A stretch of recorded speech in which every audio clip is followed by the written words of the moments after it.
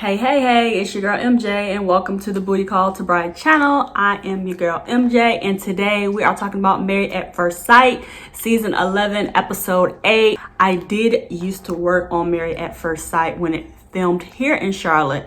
So I kind of have a little idea of how the behind the scenes things work. So I want to give you my 2 cents into it. So first of all, we're talking about Henry and Christina. I am sick of Christina. So first of all, she's complaining about the fact that she's on a TV show.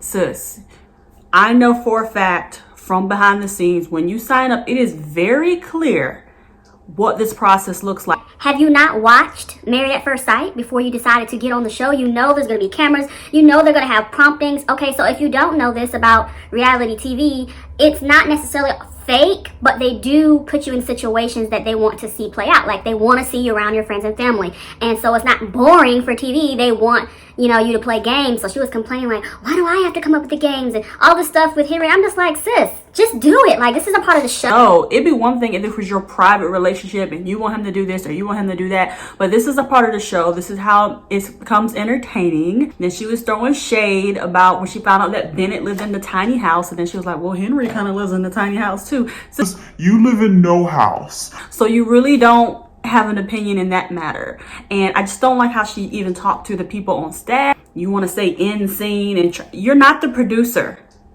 You are basically an actress or an extra in the scene, and we need you to just do what we ask. I do think Henry is going to cuss her out one good time if she keeps trying him, because he was saying some little smart stuff and I'm like, okay, Henry, we thought you was awkward, but you got clapbacks and you're reading Christina throughout several of the scenes. It was so funny when they started arguing. They started talking about who paid for what, and he was like, remember when I took you to Mexican, when I took you to this and I took you that, and he was listing off all the things he paid for and she was complaining about what she paid for.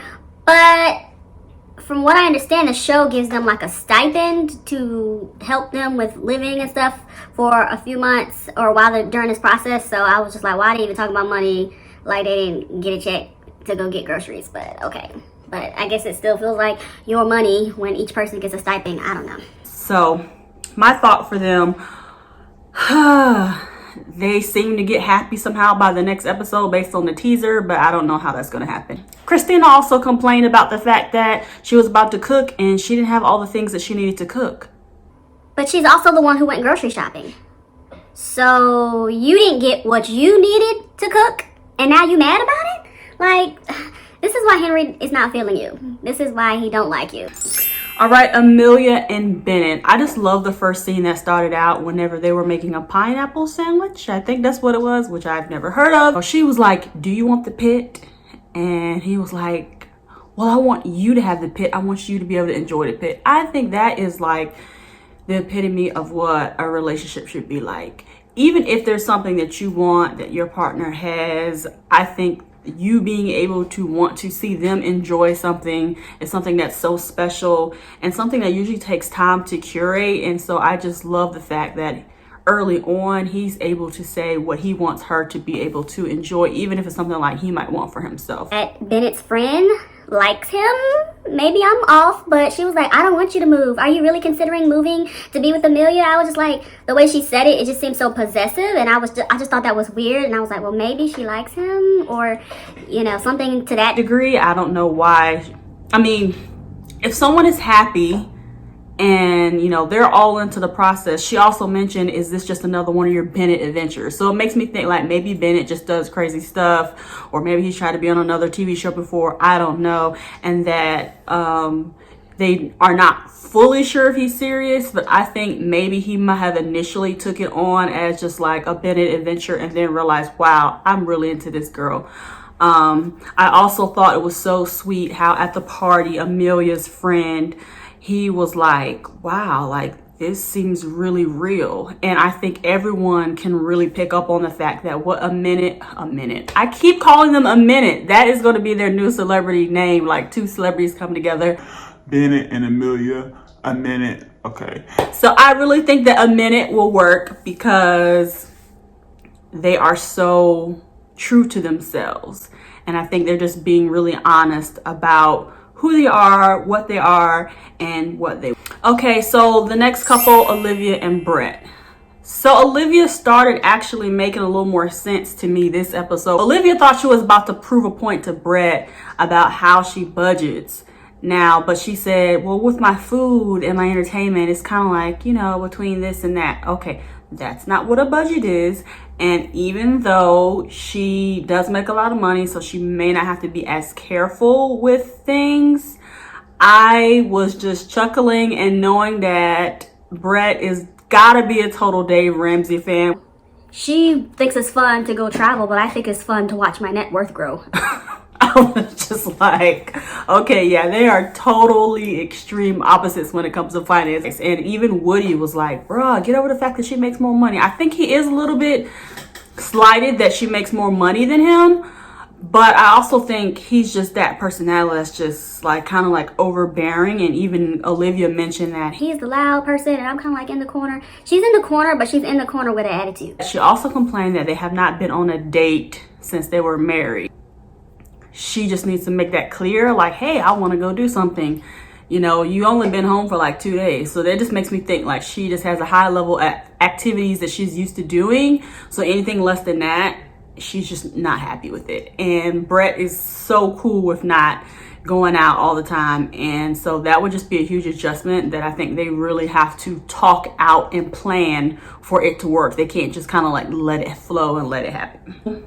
Amani and Woody, I still love them. They're still my favorite. I don't have a lot to say about them only because like they're getting along so well. There's not much, you know, negative things to talk about, but I did find it hilarious that he had mentioned that he knew it took 98 hours for them to consummate the marriage, and his friend was like, who knows the amount of hours? And he was like, me. So I guess he was literally seriously counting how long it was going to take before he could get some, which, okay, you're married technically, you can do whatever you want to do sexually, but it was funny to me that he knew the exact amount of hours. I also love the fact that when their friends came over, and I think they were like joking on Woody, she kind of like took up for him a little bit, like, oh, y'all can't joke on my man, only I can. Like, they are doing like long-term couple stuff early, and they just seem so comfortable around each other. And of course that might be the sexual chemistry that's making their guards come down and they be more comfortable. I don't know,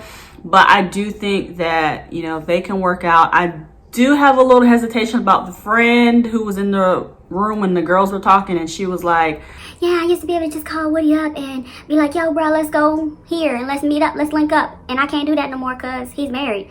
And Amani was like, well, you know, you could do that. And he would just let me know where he's going, or you could invite me too and we could all go. So I was just like, well, I know men and women can, well, this is a whole other discussion, whether men and women can just be friends. But I kind of want to like, who is she to Woody? And was there anything there before? Because that seems kind of weird that she's almost complaining that he's married and she can't, you know, hang out with him anymore. Like, I don't know, I just thought that was kind of weird. So I'm gonna keep an eye on her.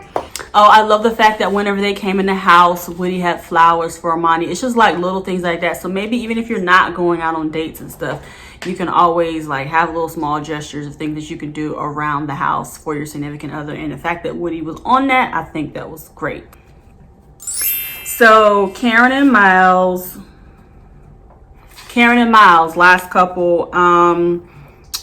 Miles said that he needs clear communication. He needs a Karen to let him know like how she's feeling. Like he said he didn't know until they got to Pastor Cal that she was even finding him attractive. And I was just like, oh yeah, that's pretty important. Like she didn't even say, oh, I think you're cute, I think you're handsome. And so when he found that out, that helped him feel a little bit more confident. I can see where some of his immaturity or maybe too much respect, and I'm not saying that in a bad way because I understand a respectful man is a great thing. She mentioned that, you know, she's open for a kiss, and it seemed like she was giving him a huge hint, like, you could kiss me right now, but he wasn't taking the hint. He just kept saying, yes, I'm gonna be ready whenever you're ready, I'm ready when you're ready. No, like, just go for it. Like, that was the moment he was supposed to just go for it, but he didn't. And so Karen was open, but realized that he has probably been so much worried about being respectful that he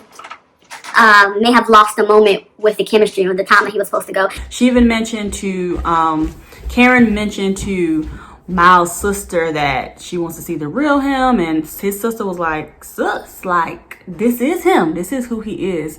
And so I think that Karen is opening up more. I hope she continues to open up. I hope Miles knows when to seize the moment now that she is opening up. She was sitting on his lap at the party, they was drinking. I feel like they are going to slowly break down the icicle around Karen's heart.